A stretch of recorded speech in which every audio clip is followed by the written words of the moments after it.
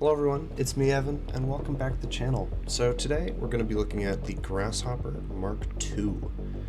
This thing has quite a storied history, beginning all the way back when Warfare 2 first came out. This latest version, I finished working on this like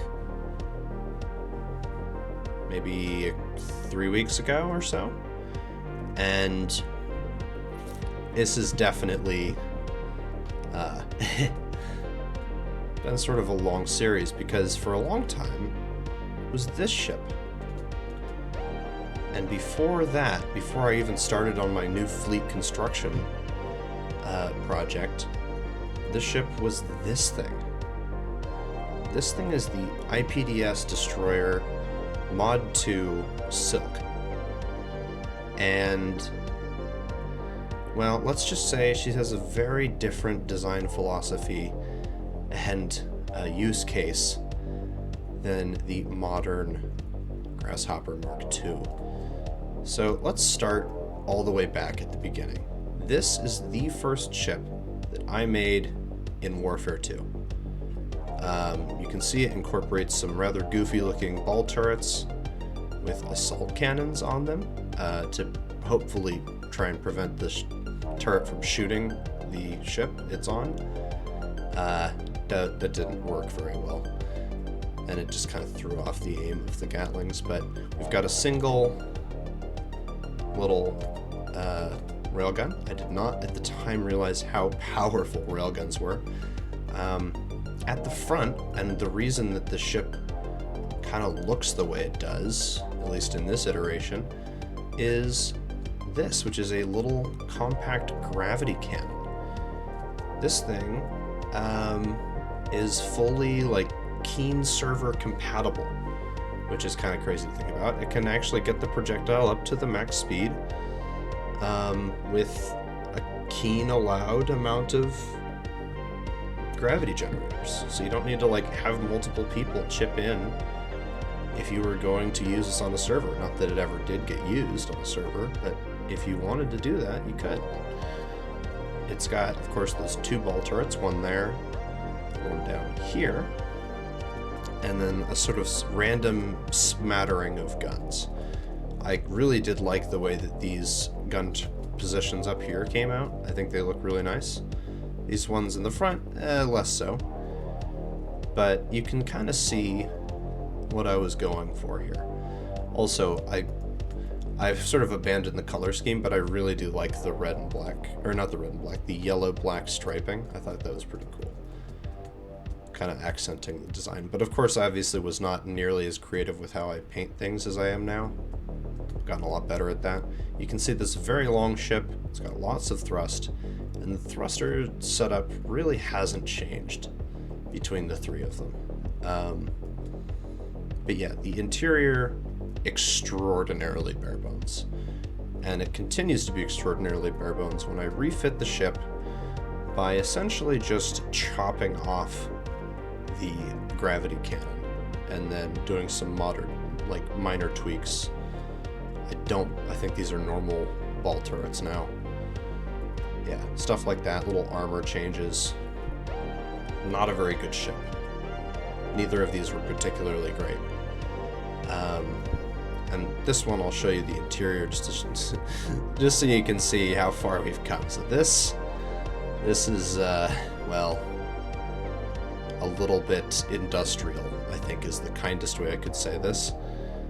You can see the engines. The entire ship is not pressurized.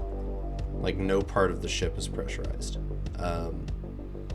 If we head forward, you can kind of see everything. And then there are these quote-unquote living areas, but what's the point? They're not pressurized. Like, that lot of living you'll do here, you can see all the thrusters, you know. I was not good at interiors back when I designed this ship, and it really shows, because... And actually, I just wasn't very good at designing ships in general, because obviously you can see there's a ton of wasted space, which means I'm using a bunch of armor to protect a bunch of air. It's just not a great plan.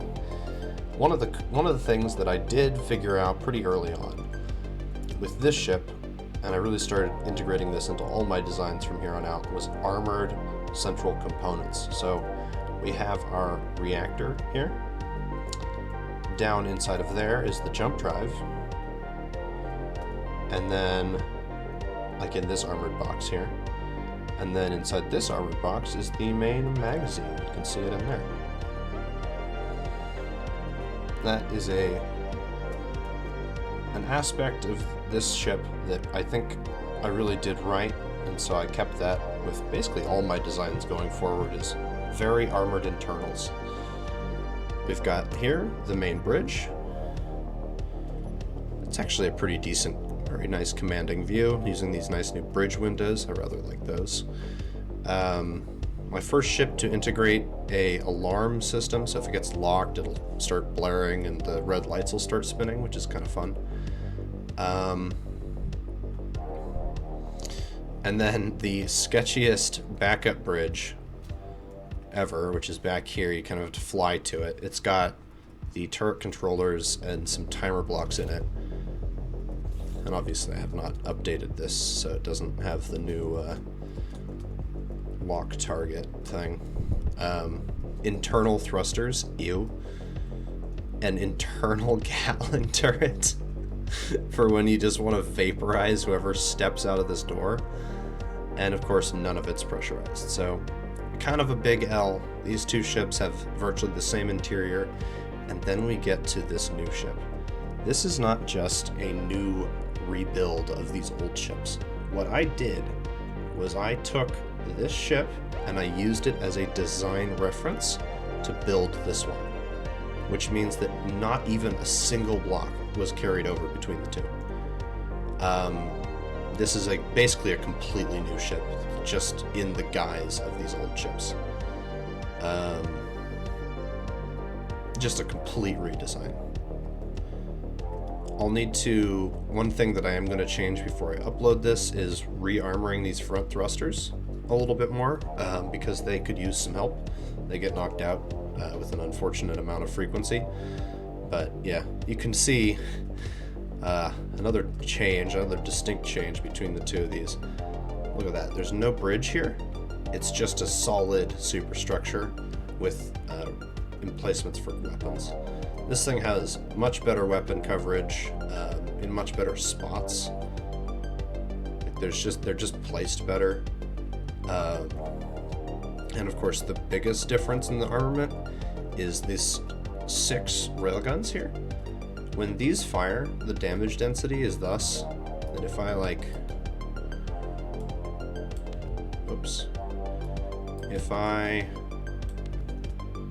build out a little plate here, and then we smack it with the railguns, you'll see that it's rather nice. That should be enough.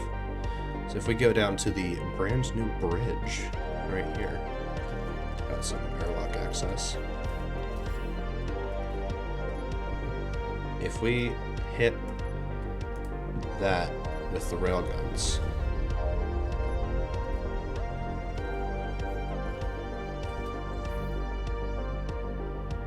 and wow, that thing's booking it. Okay.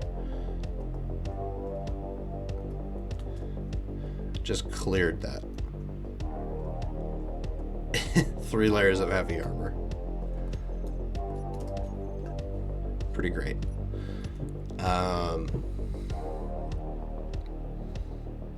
Let's get back to this. Man, that really threw it like a ragdoll. Okay. Another big change. We've got a hangar here for little utility craft and stuff. And I think this is a good spot as any to begin our tour of the interior, which is actually an interior now. Wild, I know.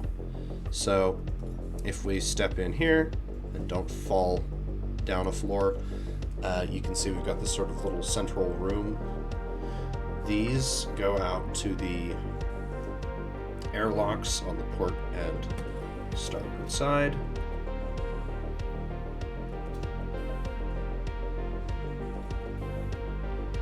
And yes, we do have an auto door close timer on board. If we go up this way, we get to sort of this emergency bridge area. The emergency bridge and the main bridge have kind of switched places, so now it's just like this block of a CIC, which is just an armor brick, so that this thing does not get messed up. A little bit of industrial stuff back here,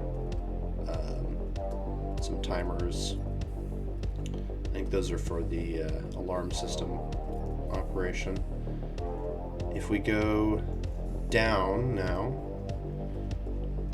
if we just go down one floor, we come to this, which is a sort of maintenance floor.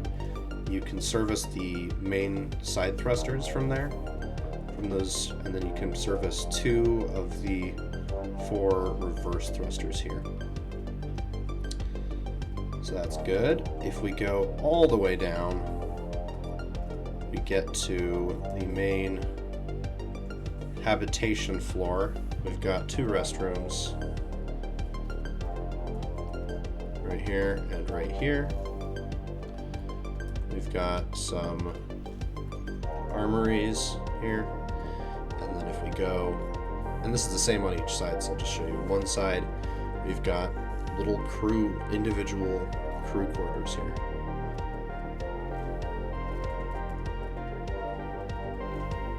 And then another airlock that goes out.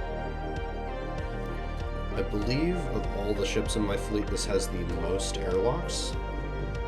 I don't know if that's specifically exactly right, but it sounds about right. So, and now of course we get down to here, and this is the sort of bridge level. We've got lots of cryo, survival kit, specifically to service the bridge crew, and then armories. And then here is the bridge. This is a lot like the bridge on the Moth, in terms of just it being protected by this central armor spine here, but also in the layout of the chairs, it's basically exactly the same. But you just have a little more room to walk around in here. You've got one of those emergency lights, which is kind of fun.